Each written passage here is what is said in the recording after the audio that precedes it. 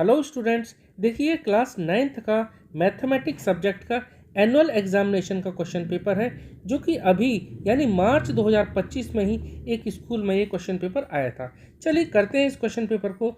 यहाँ देखिए total 5 section है, A B C D and E. और सेक्शन ए में 20 ऑब्जेक्टिव क्वेश्चन या फिर आप इनको मल्टीपल चॉइस टाइप क्वेश्चन भी बोल सकते हैं। तो यहाँ पर चलिए एक एक करके क्वेश्चन को सॉल्व करते हैं।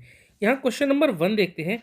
A rational number between 1/7 and 2/7, इन दोनों नंबर के बीच में हमें एक रैशनल नंबर पता करना है।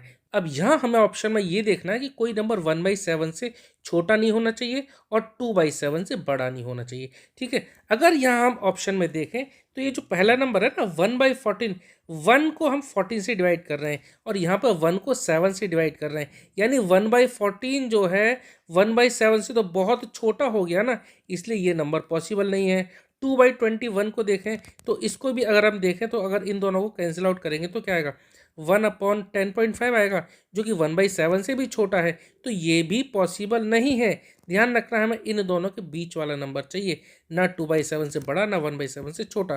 तो 5/14 को अगर देखें तो 5 को अगर हम 14 से डिवाइड करेंगे ना तो देखो ये थोड़ा सा ज़्यादा आ जाएगा, ये 2/7 से बड़ा आ जाएगा। ठीक है, अगर आप इनको डिवाइड करेंगे तो देखो 5 1 जा 5 और 5 3 जा 15 होता है, तो ये 3 से कम आएगा, यानी कि 2 पॉइंट समथिंग आएगा, 2 पॉइंट समथिंग आएगा। अगर 2 पॉइंट सपोज 8 भी आता है, 2.9 भी आता है ना, तब भी ये वैल्यू जो है 2/7 से तो बड़ी आएगी। देखो 2 को यहाँ 7 से डिवाइड करें या 1 को 2.8 से, आप ऐसे समझ लो 1 को 7 से डिवाइड करें तो ये वैल्यू बड़ी आएगी, तो ये भी पॉसिबल नहीं है। तो ऑप्शन डी हमारा करेक्ट आएगा। 5/21 को आप डिवाइड करेंगे तो इन दोनों के बीच में ही आएगा। इस तरह से आप एलिमिनेशन मेथड का यूज़ करके भी क्वेश्चन को सॉल्व कर सकते हैं। तो option D will be the correct answer. ठीक है, चलिए नेक्स्ट क्वेश्चन नंबर 2 देखते हैं। If the difference between two complementary angles is 10 degree. देखिए कॉम्प्लीमेंट्री एंगल्स कौन से होते हैं? कॉम्प्लीमेंट्री एंगल्स वो होते हैं जिनका सम 90 डिग्री आना चाहिए। अगर दो एंगल का सम 90 डिग्री है, इट मीन्स वो दोनों एंगल कॉम्प्लीमेंट्री एंगल हैं। यहाँ पर अगर देखें ऑप्शन ए, तो इन दोनों का सम ही अगर देखें तो ये तो 110 हो जाएगा, तो ये इस कैटेगरी से हट गया, ऑप्शन ए गलत है। बी ऑप्शन को देखें तो 50 और 40, इन दोनों का सम आ रहा है 90 डिग्री। ठीक है, क्या इन दोनों का जो डिफरेंस आ रहा है, डिफरेंस पूछा ना, क्या डिफरेंस 10 आ रहा है? बिल्कुल आ रहा है। 50 में से 40 घटाएंगे तो 10 ही आएगा, तो ऑप्शन बी करेक्ट आंसर है। ऐसे आप सी और डी को भी चेक कर सकते हैं। सी में 90 तो है, लेकिन इन दोनों के बीच का डिफरेंस जो है ना वो ज़्यादा है। और डी में अगर देखें तो यहाँ पर भी वही बात है, डिफरेंस तो ठीक है लेकिन दोनों का सम 80 आएगा, तो ऑप्शन बी ही हमारा सिर्फ करेक्ट आंसर है। चलिए नेक्स्ट क्वेश्चन देखते हैं, क्वेश्चन नंबर 3। क्वेश्चन नंबर 3 में देखिए कोन के बारे में बात हुई है, तो पहले कोन का रफ फिगर बना लेते हैं। ये बन जाता है हमारा कोन, कुछ इस तरह का बन जाएगा, बीच में सेंटर होता है और ये जो टॉप से सेंटर तक की ये जो हाइट होती है इसको हम बोलते हैं इसकी हाइट, जो हमें यहाँ फाइंड आउट करनी है। और ये जो तिरछी वाली जो हाइट होती है इसको हम बोलते हैं स्लांट हाइट, ये इसकी स्लांट हाइट है। और जो नीचे वाली है, नीचे वाली यानी सेंटर से ये होती है इसकी रेडियस। इनके बीच में रिलेशन क्या होता है? अच्छा, हाइट और रेडियस 90 डिग्री होती है, रिलेशन होता है इसका ये, जो कि इस बच्चे ने करेक्ट लिखा है। स्लांट हाइट यानी L² = R² + H², ये ठीक लिखा है। अब यहाँ से हमें H निकालना है, तो H की वैल्यू हम कैसे निकालेंगे? यहाँ लिख देता हूँ मैं, चलो। H = क्या आएगा? रूट के अंदर L² - R²। ठीक है, आप H² को यहीं रखें, बाकी R² को आप इधर ले जाएं और आप स्क्वायर हटाएंगे तो लग जाता है। तो देखो रूट के अंदर हम वैल्यू पुट कर देते हैं। L हमें स्लांट हाइट दे रखी है कितनी? स्लांट हाइट ये दे रखी है 34, तो 34 का स्क्वायर - R²। यहाँ पर बेस डायमीटर है, डायमीटर 32 है, तो रेडियस हो जाएगी इसकी 16। इसको सॉल्व कर देते हैं। रूट के अंदर 34 का जब आप स्क्वायर करेंगे तो ये आ जाएगा 1156, -16 का आप स्क्वायर करेंगे तो ये आ जाएगा 256। रूट के अंदर ही इनको आप माइनस करेंगे तो माइनस करके ये आ जाएगा 900। ठीक है, तो रूट 900 की वैल्यू कितनी आ जाएगी? 30। ठीक है, 30 आंसर इसका आ जाएगा सेंटीमीटर, तो ऑप्शन सी इसका करेक्ट आंसर है।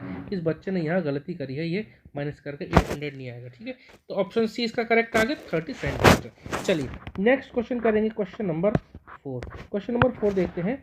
यहाँ पर देखिए एक बिल्डिंग में डोम दे रखा है जो कि हेमिस्फीयर की शेप में है।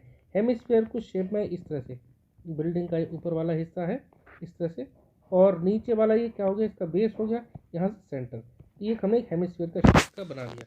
अब यहाँ पर अंदर से इसमें वाइट वॉश किया गया, टोटल खर्चा आया इसका कितना?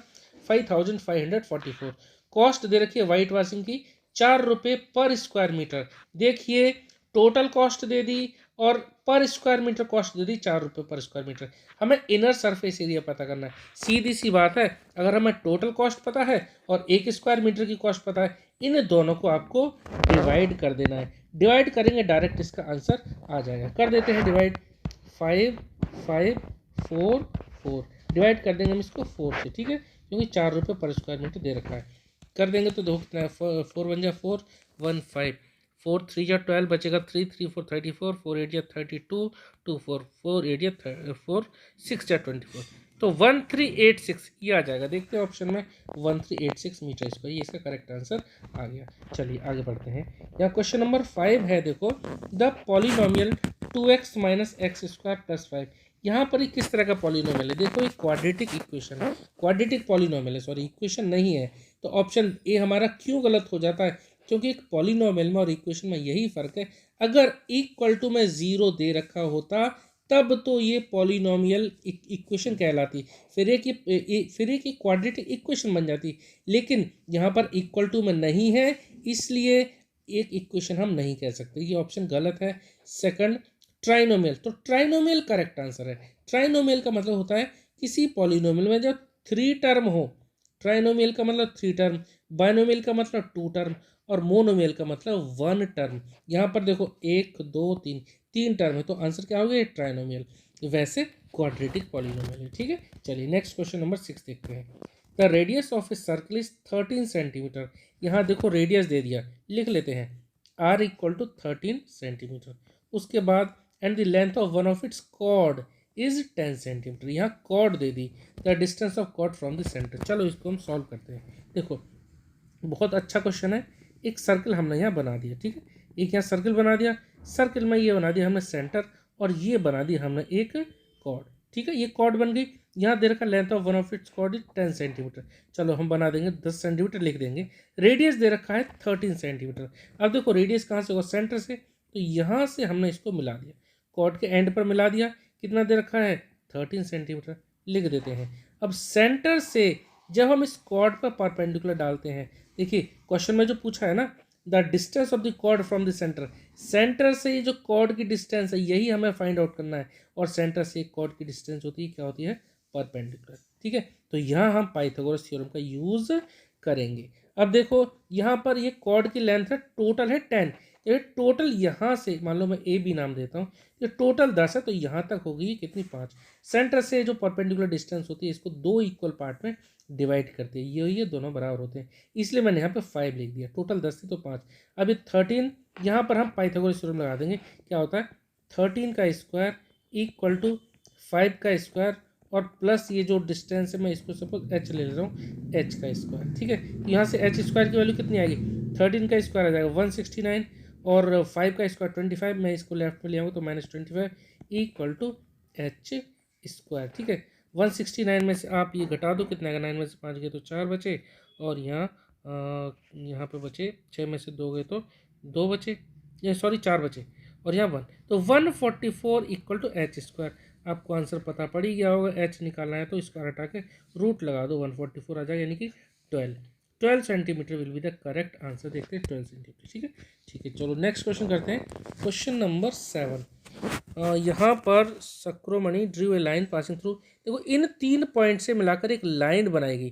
देखो जब इन 3 पॉइंट से एक लाइन बना रहे हैं तो इसका मतलब तीनों पॉइंट क्या हो गए, कोलिनियर हो गए, यानी कि एक स्ट्रेट लाइन में ही लाई कर रहे हैं। मान लो मैंने एक लाइन बना दी, ठीक है, इसका नाम हो गया P, ये हो गया O और तीसरा पॉइंट हमारा हो गया R, ठीक है। तीनों क्या है, कोलिनियर है। जब एक स्ट्रेट लाइन में कोई पॉइंट लाई करते हैं तो बोलते हैं collinear. Kiran Drew A line passing through O and R। अब किरण ने O और R से पास होती हुई एक लाइन बनाई, मतलब इसी के ऊपर बनेगी, सीधी सी बात, इसी के ऊपर ही लाई करेगी। तो इनमें से कौन सा स्टेटमेंट करेक्ट है, तो ये लाइन क्या है भाई, देखो पैरेलल तो बिल्कुल नहीं है, परपेंडिकुलर भी बिल्कुल नहीं है, और यहाँ पर लाइन कोइंसाइड, बिल्कुल ये करेक्ट, ठीक है, ये करेक्ट आंसर है कोइंसाइड, क्योंकि O और R ये एक इसी सेम लाइन पे लाई कर रहे हैं, इसलिए they are coincide. Next question करेंगे। द रैशनल नंबर 0.3 और देखो 3 के ऊपर बार है, इसको कैसे लिख सकते हैं, बहुत इंपॉर्टेंट क्वेश्चन, इस तरह क्वेश्चन पूछे आते हैं। देखो इसको हम क्या ले सकते हैं, x इक्वल टू लिख दिया हमने, 0.3 के ऊपर बार है तो 0.33 इस तरह से आप लिख सकते हैं। मान लो इसको मान लिया हमने फर्स्ट इक्वेशन। आप इसी इक्वेशन को एक बार 10 से मल्टीप्लाई कर देंगे तो क्या आएगा, 10x इक्वल टू ये पॉइंट एक डिजिट आगे बढ़ जाएगा 3.33 इस तरह से आ जाएगा। इसको मान लिया हमने सेकंड इक्वेशन। सेकंड में से आप फर्स्ट को घटा दो, क्या आएगा 10x minus x equal to 3.33 में से जो घटाएंगे तो राइट साइड पॉइंट के जो बाद की जो डिजिट है ये और ये तो कैंसिल आउट हो जाएंगे, कैंसिल आउट नहीं माइनस करके 0 आ जाएगा। तो 3 में से 0 घटाएंगे तो सिर्फ 3 आएगा। तो 9x इक्वल टू 3, इसका मतलब x की वैल्यू कितनी आ जाती है 3/9 यानी कि 1/3। ठीक है, इस तरह से आपको ये जो इस तरह के नंबर को हम पी वाई क्यू की फॉर्म में रिप्रेजेंट करते हैं। तो आंसर क्या आ गया 1/3। चलिए नेक्स्ट क्वेश्चन करेंगे, question number 9। Given two concentric circle with centre O. Concentric circle है मतलब कि दोनों सर्किल जिनका सेंटर सेम हो। चलो हम यहाँ पे बना देते हैं, एक सर्किल हमने बना दिया ये, ठीक है। दूसरा मैं दूसरे कलर का ले लेता हूँ। चलो एक और सर्किल हमने बना दिया, कोशिश करेंगे ये थोड़ा सा ठीक बने, ठीक है। चलो ये ठीक है। तो यहाँ पर ये सेंटर है, यानी कि दो सर्किल हमारे बन गए कॉन्सेंट्रिक सर्किल, ये सेंटर ओ। चलो ये सेंटर ओ हो गया। उसका A line cuts the circle at, यहाँ पर एक line A B C D एक लाइन बन रही है जो कि इन दोनों सर्किल को कट करती हुई जा रही है। कलर थोड़ा सा हल्का है, दूसरा लेना पड़ेगा कलर।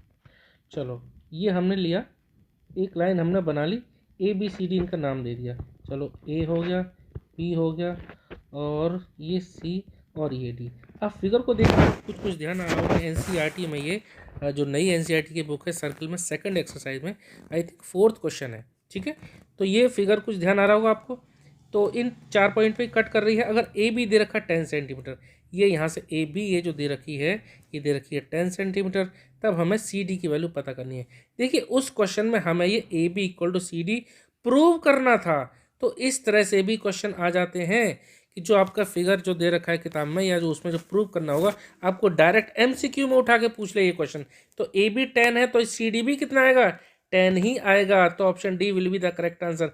कैसे प्रूव करना था थोड़ा सा बता देता हूँ, ठीक है। सेंटर से ये जो परपेंडिकुलर हम डालते हैं ये इसको दो इक्वल पार्ट में डिवाइड करता है।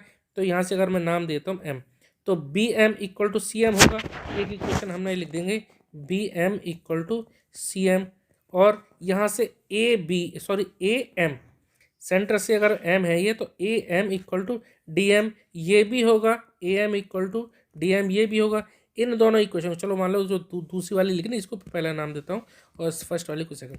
तो फर्स्ट में से आप सेकंड घटाएंगे, ए एम में से आप बी एम घटाएंगे और इधर डी एम में से आप सी एम घटाएंगे। देखो क्या बनता है, ए एम में से आप बी एम को घटाएंगे, ए एम में से बी एम घटाएंगे तो क्या बचेगा ए बी बचेगा, इक्वल टू यहाँ पर डी एम में से जब आप ये सी एम घटाएंगे तो क्या बचेगा सी डी बचेगा। यही तो हमें प्रूव करना था उस क्वेश्चन में और यहाँ पर इसको हमें यूज़ करना है, ठीक है। क्वेश्चन आपको समझ में आ गया।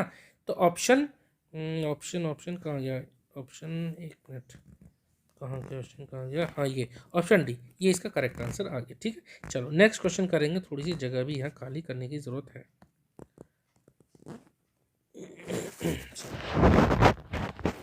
उसके बाद है देखिए क्वेश्चन नंबर 10।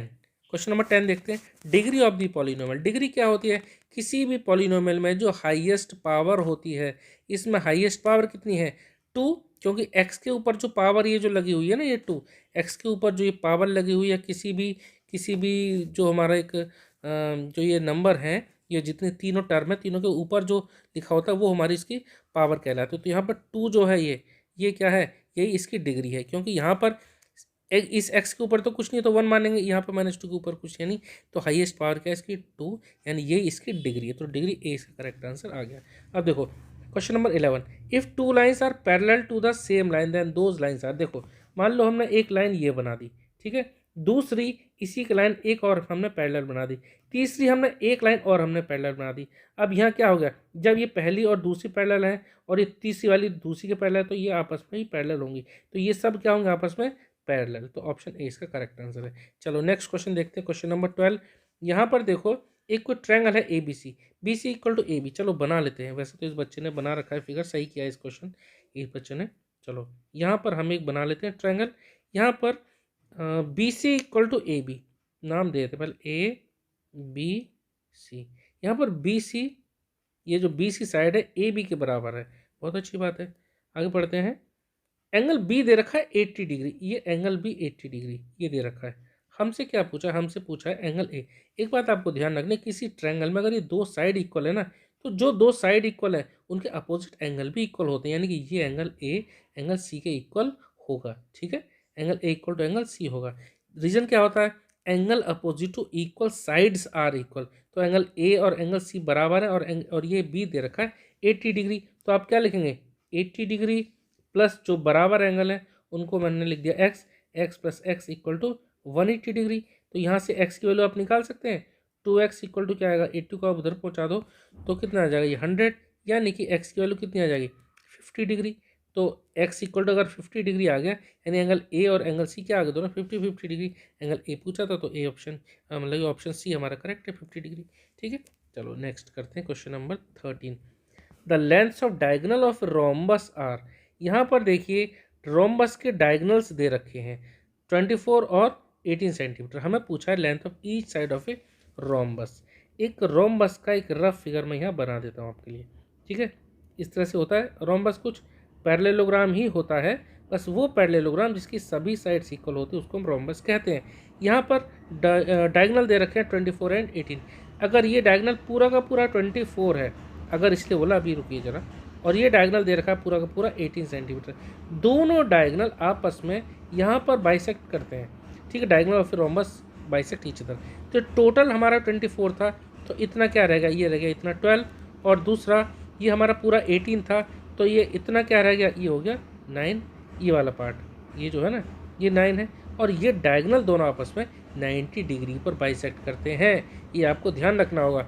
जब ये 90 डिग्री पर बाइसेक्ट करते हैं, यानी कि हम इस ट्रायंगल में पाइथागोरस थ्योरम लगा सकते हैं। ये 90 डिग्री है तो अपोजिट साइड ये वाली, ये हाइपोटेन्यूज कहलाएगी। अगर मैं इसको नाम देता हूँ, चलो एक्स नाम देता हूँ, तो हाइपोटेन्यूज का square x square equal to इन दोनों साइड के, मतलब इन दोनों के साइड का स्क्वायर करके उनको जोड़ देंगे, यानी कि 12 का स्क्वायर प्लस 9 का स्क्वायर।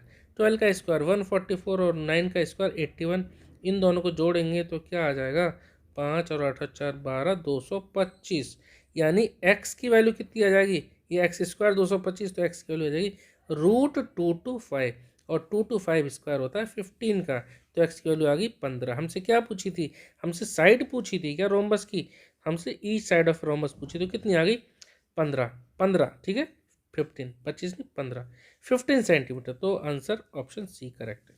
चलो नेक्स्ट करेंगे क्वेश्चन नंबर 14।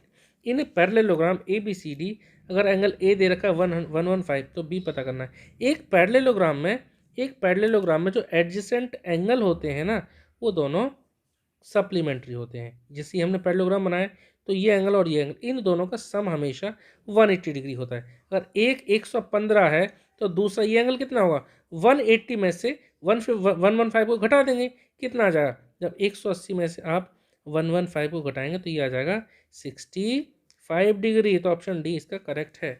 नेक्स्ट करेंगे question number 15। The radius of a circle is 10 centimetre and the chord of a circle is 12 centimetre in length. The distance of the chord. अच्छा, ये भी एक पहले वाले क्वेश्चन की तरह ही है, आसान है। चलो करते हैं इसे।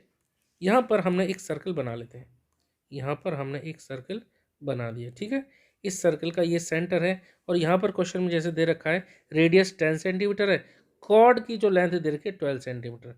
तो यहाँ पर सेंटर से, अच्छा पहले हम एक कॉर्ड बना देते हैं, ये हमारी कॉर्ड बन गई। कॉर्ड की लेंथ कितनी दे रखी है, कॉर्ड दे रखी है 12 सेंटीमीटर इन लेंथ, और यहाँ से चलो सेंटर से पहले हम एक ये रेडियस खींच लिया हमने। रेडियस कितनी दे रखी है, रेडियस 10, ये हमने लिख दी यहाँ पर 10। हमसे पूछा है क्या, distance of the chord from the centre. हमने पहले भी क्वेश्चन में एक पढ़ा था कि सेंटर से जो हम ये डिस्टेंस डालते हैं, परपेंडिकुलर डिस्टेंस अगर डालते हैं, इस कॉर्ड को 2 इक्वल पार्ट में डिवाइड कर देती है, तो ये इसका मिड पॉइंट होगा, यानी कि इस कॉर्ड को 2 इक्वल पार्ट में डिवाइड करेगी। कॉर्ड थी टोटल 12 सेंटीमीटर की, तो यहाँ तक कितनी रहेगी, ये 6 सेंटीमीटर रहेगी। यहाँ पर हम पाइथागोरस थ्योरम लगा के इसका सेंटर से, मान लो मैं यहाँ एम नाम देता हूँ, तो ओ एम, और ये आर, जरूरत नहीं है इसकी वैसे। चलो, तो ओ एम का स्क्वायर इक्वल टू क्या होगा, 10 का स्क्वायर माइनस 6 का स्क्वायर, यही हमारी परपेंडिकुलर डिस्टेंस होगी। ठीक है, क्योंकि यहाँ पर पाइथागोरस थ्योरम लगा सकते हैं। 10 का स्क्वायर 100, 6 का स्क्वायर 36, माइनस करेंगे तो 64 आएगा, और ये ओ आर, चलो मैं लिखता हूँ O R, O R square equal to, तो ओ आर की वैल्यू कितनी आ जाएगी, इस पर रूट लगा देंगे तो ये आ जाएगा 8। तो ओ आर की वैल्यू कितनी आ गई, 8 centimetre. O R equal to 8 centimetre. देखते हैं कहाँ गया क्वेश्चन, तो 8 सेंटीमीटर ये, ठीक है। देखो थोड़ा स्पेस कम है इस पेपर में और टाइम भी थोड़ा कम है, तुम्हारे एग्जाम चल रहे हैं, तो मैं इसको इसी क्वेश्चन पेपर में सॉल्व कर रहा हूँ, ताकि देखो आप 9th क्लास में और 10th क्लास में जाने वाले, तो मैं उम्मीद तो ये करूँगा कि आपको ये सब चीज़ें कॉन्सेप्ट क्लियर है, ठीक है। बस आपको सिर्फ थोड़ी सी हिंट की ज़रूरत है, इसीलिए मैं आपको सिर्फ हिंट देते चल रहा हूँ, 7 मिनट के आंसर भी आपको बताते चल रहा हूँ, बाकी का काम आप खुद कर लेंगे, ऐसा मैं मानता हूँ कि आप इस लायक तो हो बेटा, ठीक है। चलो अब नेक्स्ट क्वेश्चन करेंगे, question number 16 the semi parameter of a triangle having the length इतनी दे रखी। देखो सेमी पैरामीटर ये कॉन्सेप्ट आ रहा है हमारा हीरोन्स फार्मूला से। हीरोन्स फार्मूला लगाने से पहले आप ये एस निकालते हैं ना, एस क्या होता है, सेमी पैरामीटर होता है तीनों साइड का sum upon two, S equal to A plus B plus C upon two, यही तो आपने पढ़ा था हीरोन्स फार्मूला में, तीनों साइड का सम कर दो, 2 से डिवाइड कर दो, तो देखो 20 + 15 + 10, इनको आप जोड़ेंगे तो कितना आया, 20 + 15 प्लस 9 है लास्ट साइड, तो इनको जोड़ेंगे तो 35 + 9 यह जाएगा 44, और अपॉन टू है ना, तो ये कितना है 22 आ जाएगा, तो 22 centimetre, 22 centimetre will be the correct answer, option C. Next question number 17 करेंगे। यहाँ देखो आपको समझने की ज़रूरत है अच्छे से, यहाँ मैं इसका थोड़ी जगह खाली करके फिर मैं आपको फिगर से समझाता हूँ, ठीक है। देखो क्वेश्चन नंबर हमारा 17, देखो हालांकि ये भी आपके एनसीईआरटी का ही क्वेश्चन है, पर वहाँ क्वेश्चन सॉल्व करके हमें बताना था, यहाँ पर आपको एमसीक्यू पूछा गया है। If A B C and A D C are two right angles with common hypotenuse A C, तो यहाँ पर हम एक राइट एंगल ट्रायंगल बना लेते हैं पहले। यहाँ हमने एक राइट एंगल ट्रायंगल बना लिया, कॉमन हाइपोटेन्यूज है, यानी कि ये जो हाइपोटेन्यूज है ना बीच वाली, ये सेम रहने वाली है। चलो मैं कलर दूसरा कर दूंगा इसमें, यानी कि दूसरा भी हमारे एक राइट एंगल ट्रायंगल ही है, यानी कि यहाँ पर 90 डिग्री है, यहाँ पर 90 डिग्री है, बीच में एक कॉमन हाइपोटेन्यूज है। देखिए हमने साइक्लिक क्वाड्रिलेटरल पढ़ा था, साइक्लिक क्वाड्रिलेटरल क्या होता है, ऐसा क्वाड्रिलेटरल जो सर्किल के अंदर लाई करे, और खासियत क्या होती है, अपोजिट एंगल का सम कितना होता है 180 डिग्री। यहाँ पर ये 90, इसका मतलब ये पूरा क्वाड्रिलेटरल क्या होगा, एक साइक्लिक क्वाड्रिलेटरल कहलाएगा। तो मैं पहले इसका नाम देता हूँ, ए सी हमारी ये कॉमन साइड थी, कॉमन हाइपोटेन्यूज थी, तो ए बी सी ये नाम हो गया हमारा डी, ठीक है। अब यहाँ पर हमसे पूछा है कि एंगल सी ए डी के बराबर क्या होगा। हमने एक थ्योरम भी पढ़ी थी सर्किल चैप्टर में, angles lie in the same segment of a circle are equal, ठीक है, ये हमने थ्योरम पढ़ी थी। यहाँ से अगर देखा जाए, यहाँ मैं अगर ये लाइन खींचता हूँ, तो देखो जिस एंगल के बारे में बात हुई सी ए डी, ये एंगल हमारा किसके बराबर होगा। देखो अगर मैं यहाँ पर एक लाइन खींचता हूँ, ये मतलब दूसरा डायग्राम हमने बना दिया ये, तो ये जो मैंने रेड कलर में जो इंडिकेट किया है आपको, जो एंगल हमसे पूछा गया है, ये एंगल हमारा इस एंगल के बराबर होगा, इस वाले के। क्यों, देखो इस सेम सेगमेंट पे जो आप डीसी लाइन देख रहे हैं ना, यहाँ पर एक ट्रायंगल बन रहा है ये, और इसी सेम लाइन पर ये बन रहा है हमारा एंगल दूसरा ही, तो ये एंगल, ये वाला एंगल और ये एंगल हमारे इक्वल हो गए। बात आपको समझ में आ गई, वहाँ पर ये प्रूव करना था, यहाँ पर हमें इसके इक्वल बताना है। तो एंगल सी ए डी किसके बराबर होगा, सी ए डी, ये एंगल होगा हमारा सी बी डी के बराबर, इस एंगल के बराबर, तो ऑप्शन सी ये इसका करेक्ट आंसर होगा, ठीक है। ये बच्चे ने गलत कर रखा है, तो ऑप्शन सी इसका करेक्ट आंसर होगा। चलिए नेक्स्ट क्वेश्चन करेंगे, question number 18, the sides of a triangle plot are in the ratio, एक ट्रायंगुलर प्लॉट है, उसकी साइड रेशियो में दे रखी है, पेरीमीटर भी दे रखा है। हमसे पूछा इनमें से कौन सी ट्रायंगल की लेंथ नहीं हो सकती है, कैन नॉट लिखा है, ठीक है। देखो जब तीनों साइड का रेशियो दे रखा है, तो हम यहाँ ये लिख सकते हैं, एक साइड 3x होगी, दूसरी साइड क्या होगी 5x, तीसरी साइड क्या होगी 7x। जब रेशियो में दे रखा होता है तो हम इनके साथ कुछ एक नंबर ले लेंगे, कोई कॉन्स्टेंट ले लेंगे जिसको हमने x माना। अब तीनों साइड का सम कितना होगा उनके पेरीमीटर के बराबर, तो 3x + 5x + 7x equal to perimeter कितना है 300, इनको एक बार जोड़ दो, 7 और 3 10, 10 और 5 15, तो 15x इक्वल टू आ गया 300। और अगर हमें x की वैल्यू निकालनी है तो 15 को उधर डिवाइड में पहुंचा देंगे, तो 15 2 या 30 यानी 20, x की वैल्यू आ गई 20। साइड क्या थी 3x 5x 7x, तो 3x का मतलब क्या होगा 3 × 20 यानी 60, और 5x का मतलब क्या होगा 5 इंटू 20 यानी कि 100 और 7x का मतलब क्या होगा 7x का मतलब 7 इंटू 20 यानी कि 140। तो ये तीनों साइड होंगी। अब क्वेश्चन में पूछा कौन सी नहीं हो सकती है। 60 ये तो है, 100 ये भी है, 140 ये भी है, तो ये 75 ये साइड इसकी नहीं हो सकती। तो option A will be the correct answer. ठीक है, तो ऑप्शन ए इसका करेक्ट आंसर। ठीक है, चलो उसके बाद आता है हमारा assertion and reason. Question number 19 and 20 दोनों ही असर्शन एंड रीजन के। चलिए पढ़ते हैं क्वेश्चन। यहाँ पर radius of A hemisphere is 2 centimetre. ठीक है, उसका वॉल्यूम ये हो, ये चेक करना पड़ेगा हमें। रीजन दे रखा है volume of hemisphere 2/3 pi cube. Very good, बिल्कुल ठीक है। हेमिस्फीयर के वॉल्यूम का फॉर्मूला यही होता है। चलो अब जब हमें रेडियस गिवन है 2 सेंटीमीटर तो इसका वॉल्यूम क्या होगा, लगा देते हैं फॉर्मूले में। ठीक है, वॉल्यूम का फॉर्मूला 2/3 पाई आर क्यूब। ठीक है, तो एक मिनट क्या हो रहा है, volume equal to 2/3 pi R cube, तो 2/3 और पाई आर क्यूब, आर कितना 2 है, तो 2 का क्यूब क्या होगा 2 इंटू 2 इंटू 2 यही होगा ना।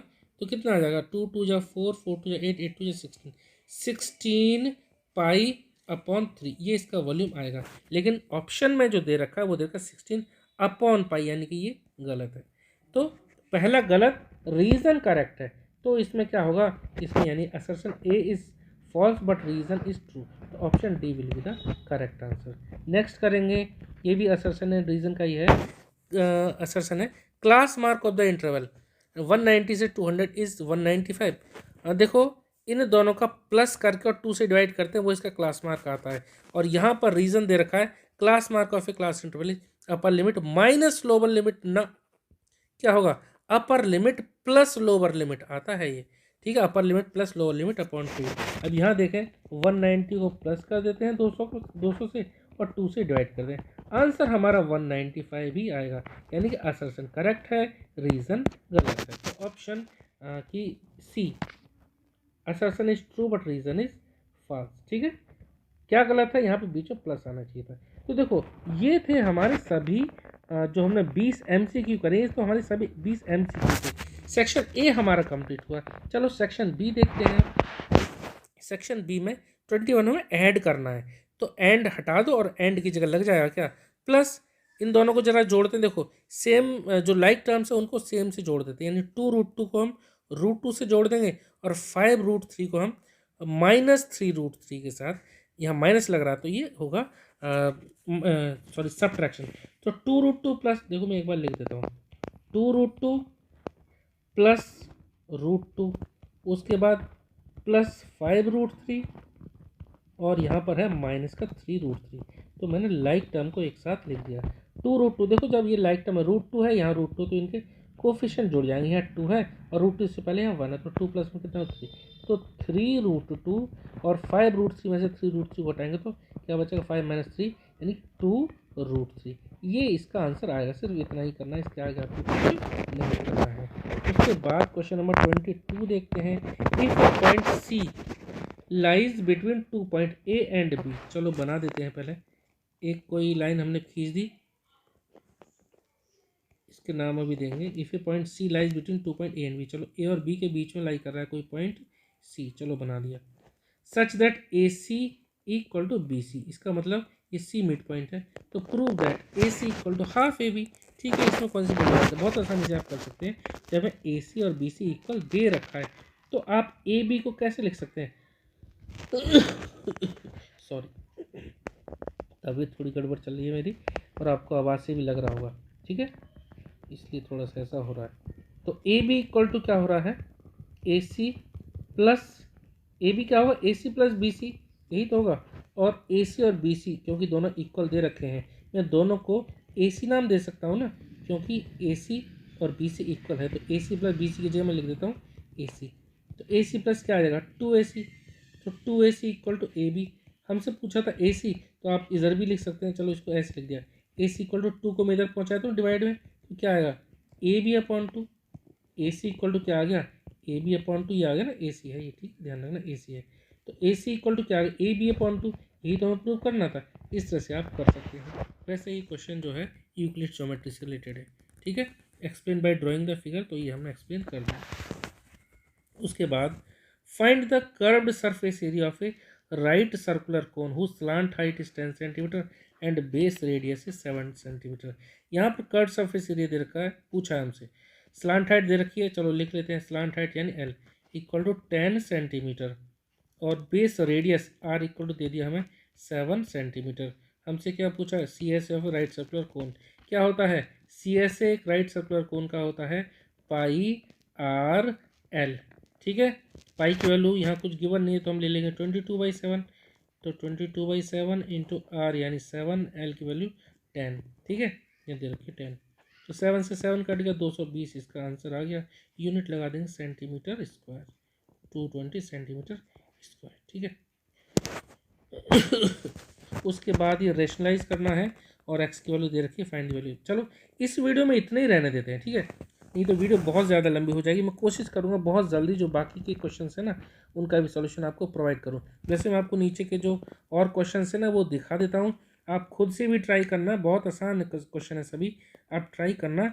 और फिर जो जो क्वेश्चन में आपको डाउट लगे आप कमेंट सेक्शन में भी पूछना मेरे से। ठीक है, वीडियो नहीं तो बहुत ज़्यादा लंबी हो जाएगी अगर एक ही वीडियो में ही मैं सारे क्वेश्चन सॉल्व करके आपको दिखाऊँ तो। ठीक है, बाकी ये था सेक्शन सी तक। उसके बाद यहाँ से सेक्शन डी स्टार्ट होता है। ठीक है, चाहो तो आप इनके बीच में वीडियो को रोक कर ना स्क्रीनशॉट ले लेना, फिर उनको आप सॉल्व करना, फिर आप कमेंट करना, क्योंकि आपके एग्ज़ाम्स भी चल रहे हैं तो मैं नहीं चाहता कि ये पूरा पेपर आपको मतलब रह जाए। आप पूरा पेपर देख लो, आप कोशिश करना पर्टिकुलर क्वेश्चन के लिए जिसमें आपको डाउट रह रहा है तो मैं पहले उसी का ही आंसर आपको प्रोवाइड करूँगा, मतलब सॉल्यूशन प्रोवाइड करूँगा। ठीक है, ये फिर सेक्शन ई स्टार्ट होता है। ठीक है, सेक्शन ई स्टार्ट हुआ, यहाँ पर ये क्वेश्चन दे रखे हैं। फिर ये लास्ट में मतलब सेक्शन ई है, 37 क्वेश्चन। आई थिंक ये केस बेस्ड टाइप वाले क्वेश्चन है, आसान क्वेश्चन है सभी। ठीक है, क्वेश्चन पेपर आपका स्कूल में भी कुछ इसी तरह का आएगा। देखो बहुत बच्चों का कमेंट रहता है कि सर क्या सेम पेपर आएगा? देखो बेटा, सेम पेपर नहीं आता है, बस आपको हेल्प मिल जाती है, प्रैक्टिस के लिए आपको ये क्वेश्चन पेपर प्रोवाइड किया जा सके ताकि आपका पूरे सिलेबस का आपका जो है प्रैक्टिस हो सके।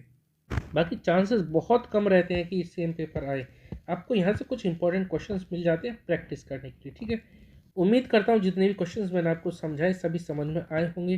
अगर आपका कोई डाउट है तो प्लीज़ आप कमेंट सेक्शन में ज़रूर पूछना। ठीक है, चलो जल्दी मिलते हैं बाकी के सॉल्यूशंस के साथ। Okay, thank you.